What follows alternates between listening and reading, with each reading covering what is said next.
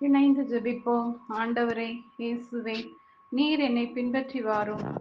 இறந்தோரைப் பற்றி கவலை வேண்டாம், அவர்கள் அடக்கம் செய்யப்படுவார்கள் என்று நீர் சீடரை நோக்கி கூறுவதை இன்றைய நற்செய்தி வாசகத்தில் வாசிக்கிறேனே.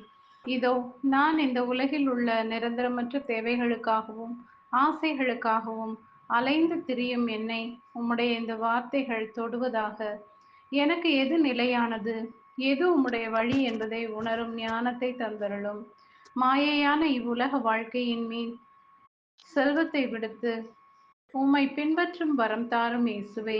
உம்முடைய குரலுக்கு செவி கொடுத்தாலே என்னுடைய பிரச்சனைகள் துன்பங்கள் தீரும் என்பதை நான் உணர்ந்து கொண்டு உம்முடைய வார்த்தைகளை பின்பற்றும்படி என்னை ஆசீர்வதியும். நீதியோடும் நேர்மையோடும் மற்றவருடன் நடந்து கொள்ள செய்யும். தீயவற்றில் என்னை ஈடுபடுத்திக் கொள்ளாமல் என் மனதை நான் ஒருநிலைப்படுத்தி உமது போதனைகளை உள்வாங்கிக் கொள்ளச் செய்யும் ஆண்டவரே.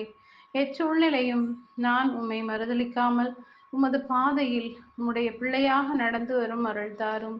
இந்த நாளில் என்னுடைய சொந்த கவலையெல்லாம் விடுத்து உம்மை பின்பற்றி வர நான் என்ன செய்ய வேண்டும் என்று தெளிவை எனக்கு தாரும். ஆமேன்.